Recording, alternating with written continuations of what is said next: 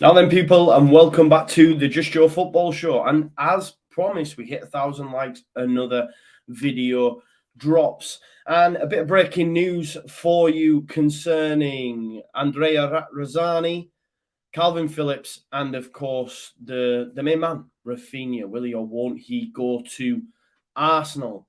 So I believe Radrizzani was supposed to go on TalkSport today. I don't know why that call or interview never happened. Maybe he's busy bringing all these players in that we're apparently after and really want, and that's what we're focusing on right now. But Simon Jordan and Jim White had some choice words or things to say about Leeds United and the current stewardship and where we are as a football club. And I think it's a worthwhile talking point and something to get our teeth into. The main sticking point, the main standing point from this conversation was, of course, Leeds United's confirmation that as of today, the 21st of June, at whatever time you're watching this, I mean, you might be watching it on the 22nd, there have been no concrete offers at this time for either Kalvin Phillips or Raphinha. It was confirmed, though, that of course, on Friday by the YEP that PSG did make contact. We know that City will have made contact. We know that Deco has been in London. Deco,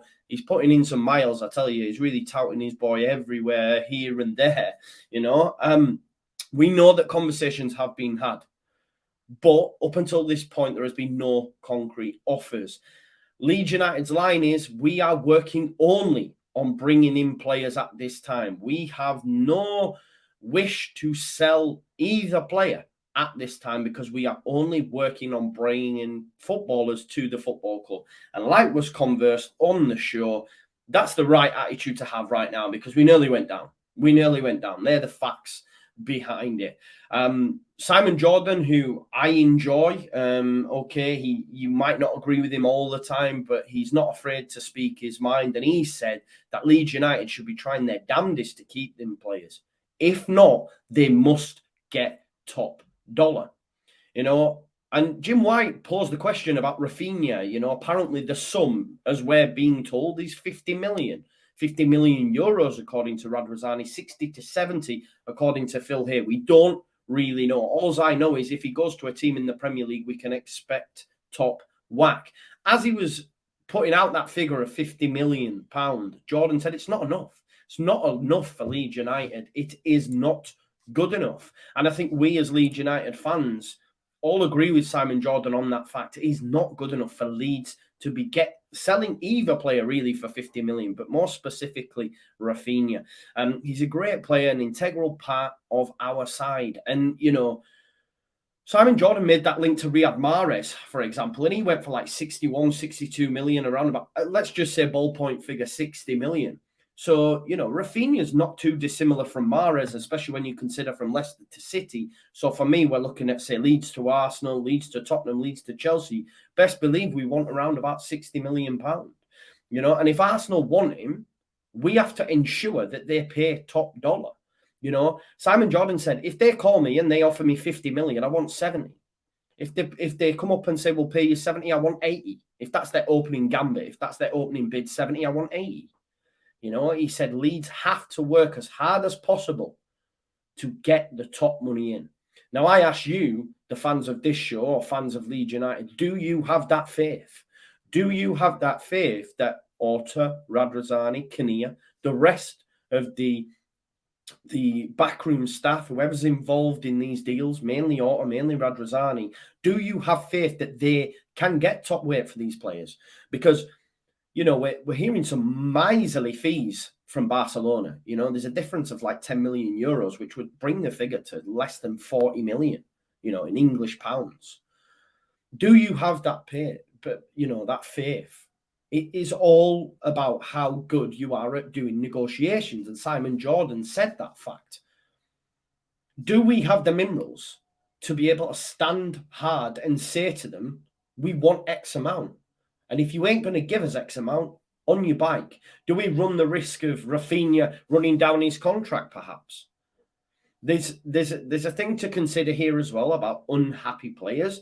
Like for me, either player, Kalvin would be fine. I believe Raphinha would be too. He would channel that aggression into top performances on the pitch. But you've got to remember the World Cup as well. These players cannot have poor seasons. They can knock down tools because guess what? You will not be on that plane to Qatar. And if they have standout performances in January, they may go for more. But even just consider the fact that, say, if Raphinha ran down his contract, which I know some Leeds fans would be happy with him doing, you've paid 17 million for a top Brazilian player on not massive wages for 4 years. It's probably worth the outlay for what he's given us on the pitch. If he's not in this side, we're not in the Premier League. That's how important he's been. You know, so do we have the minerals to stand fast and say, no, you know, they're not leaving if you don't give us the money that we want? You know, and Simon Jordan said it's not on Leeds to do the hard yards. It's on the clubs to do that. They need to come to us, you know. Simon Jordan's got vast experience at this and he speaks his mind, and that's why I enjoy listening to him when it's around specific topics. But my concerning point is, and I discussed this before when I was on with Connor, there seems to me from the outset looking in that Leeds are happy to make these deals because they need to bring that money in order to flesh out the Premier League squad, etc. You know, that question was posed to Sam Lee after we discussed the City to Leeds United thing. He was asked a question by someone on Twitter about, is it possible that Leeds, you know, this fan, obviously I can't remember the name. If you're watching, I do apologise, but a lot longer in the tooth, I assume, than myself, and said he'd seen it all before, and it looked like Leeds were engineering it as well. They were happy for this, you know, City move, Champions League football, Premier League winners, you know, sort of story to go out there in the ether. There's not been no, you know, statement from the club to say, we are not selling, that is our standpoint, nothing. So, you know, are we sort of happy to accept these bids, and therefore the clubs get that vibe as well? You know, are we doing a little bit of the work for them? Do we need to just shut up shop, turn the phones off? You know, and if you want them, then we can have a discussion. Do you see what I'm saying? It'd be interesting, but you know, Jim White asked Simon Jordan, what does it do to Leeds United if they move these lads on? And I see a lot of your comments, and that's why it's a great video and a great discussion point where people say, we want to be back to the top. How can we get there if we lose our best players? But like Simon Jordan said, Leeds United are a work in progress. Yeah. We are starting to climb back up that ladder after a big hiatus from the Premier League. We've had a season where we nearly got relegated. We need to understand where we are as a football club. In order for us to grow, we're going to have to sell players to then go again. You just have to look at Leicester. And I hear it. I hear people say, Leicester model, and they get frustrated and say, we're not doing that, we're not doing that. But it's a similar model to me from the outside, you know. And we have to accept that. And look what they've done. I'm not saying we're going to win the Premier League, but they won an FA Cup. You know, I was speaking earlier about Tyler Adams and him winning, you know, a German national cup during his time at Leipzig. And I thought about this, and I listened to All Stats Aren't We the other day, and they spoke about Marsh being sort of like a cup manager. He enjoys them, and we haven't had that run. What's to say we can't do that with the right personnel in the door? And of course, you will say, well, Raphinha and KP are that right personnel. But in order for us to make this squad bigger, we need to bring money in. You know, we know Radrizzani's not like, you know, some of these owners that have mad money and he's willing to plow in, you know, billion after billions. It's just not happening. And we have to accept where we are. You know, City aren't a bigger club than us. They're not, you know. But where they are now currently, they are. Do you understand what I'm saying? So, and it's the same with Arsenal. I mean, Arsenal are a huge club for me, but, you know, I see a lot of disrespect maybe towards Arsenal. I say, oh, why is he going to go to Arsenal, etc. Ultimately, for me, it doesn't matter at this point. It's like, just give me whoever's paying the most money. And we have to accept as fans, we are in a really rebuilding process. You know, we're not close to them clubs. But in order for us to bridge that gap, we will have to move players on. We have to ensure that the powers that be are getting the right money in, and that the players that come into the football club are the right players. The recruitment has to be bob on. It has to be. We can't have, you know, windows gone by. You know, I believe Orta had a remit in that first season when he brought a lot of Deadwood in, Sabiki, J. Roy Groat, etc., etc. The list goes on. Vernon Anita, Lawrence de Bock. He had a remit. It has improved since then, but we still have we have had poor buys as well. And I'd throw Dan James in there. I know a lot of you still believe he can do a job, and I hope he does. You know, I'd throw Rodrigo in there, Helder Costa, etc. But then again, Helder Costa was quite vital in their return to the Premier League and did well for a short period of time, scoring against Fulham, I believe, off the top of my head, in them early games in the first season back. You know, but just to round off on recruitment, it has to be right. You know, if we move these players on, we have to get top whack, and the replacements have to be the correct replacements. You know, Jordan spoke, about Radrizzani in a little bit more detail, and he said, look, I like Radrizzani. He does a lot of bad things. He doesn't like the money. I think we as fans can get frustrated at that. I mean, who can forget when we didn't get promoted and he started to have a go at Wolves? That one I was on board with. But the one that really stunk a little bit for me was when we nearly got relegated, and then the conversation came out about Leeds and Burnley getting together and trying to find out how Everton had managed to get round, financial fair play. It smacked to throwing your toys out of the pram. We're going down, so we want to take another one down with us. Whether you agree or disagree with that, that's just my opinion on the matter. But he did say, he's a very intelligent guy. He's a top media guy, and he's very good at his job. So do we, as a fan base, give him as much credit as he should? Look, I believe this ownership, this stewardship, they've done a fantastic job. They have, because of the no marks that came before. GFH, Bates, Cellino. We're now in the Premier League. They brought us Bielsa. They got us back to the promised land. Okay, listen, I still really like Orta. I do. You know that. Rads and stuff, there is still a little bit of frustration there, just like with what happened with the fans, etc., not paying them, all this sort of stuff.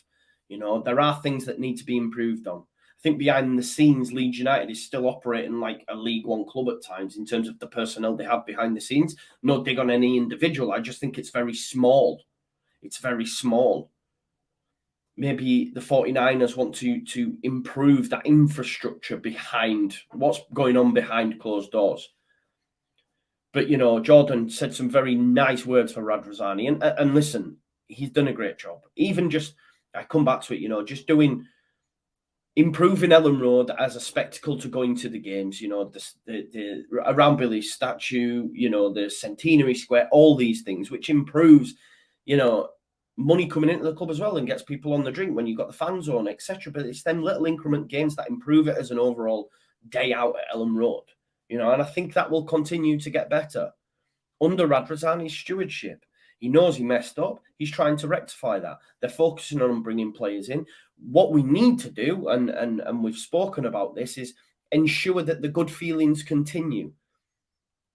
What will soon happen if these players do leave? If they leave for measly fees, if we get done over by these top clubs, knowing what some of them have paid for the likes of Nicola Pepe at Arsenal, 72, whatever it was. Jadon Sancho going into Manchester United, 76, whatever it was, off the top of my head. We need to ensure we get close to these figures. The more I think about it, like if Raphinha only wants Barca, I'm like, you're staying, son. You're staying. Because they're not going to give us the money that we want. We've got Arsenal knocking down on our door here, wanting to pay 60, 70 million. And I think the tactic of what Jordan said is, if they come, we've got 50 for you, we want 70. Got 70, we want 80. I just don't know if the club have that. You would hope they do. I want to know your thoughts in the comments. Let me know. Do the powers that be have the minerals, have what it takes to ensure we get top whack for because the way I was hearing Jordan speak, I know he's had a checkered past in, Palace and whatnot, but that guy is a good negotiator. Daniel Levy, a top negotiator. For a fact, if Daniel Levy, say what you want about Daniel Levy, but if he had Raphinha and Kalvin, they'd be going, and they probably won't go. But if they did, they'd be going for top whack. I just hope that our director of football and those that make the key decisions are as steadfast and as, just as good as say someone like a Levy in ensuring that players go for their worth. Because for me, Raphinha is worth 70. Kalvin is worth more than 50. Closer to 60. Let's make it happen. Fingers crossed it does. Fingers crossed it does. Let me know your thoughts in the comments. Thanks as always for watching my show. It's a pleasure doing this. I feel in a privileged position and I'm grateful for all your continued support. Please like the video, subscribe to the channel, get your comments in and hit that notification bell. There's no more breaking news between now and tomorrow evening. We will be back tomorrow on Wednesday with the midweek fix with myself, Lewis, JT and Max. Make sure you check out all their channels and their content as well. And I'll see you in a bit. Peace out. Leeds.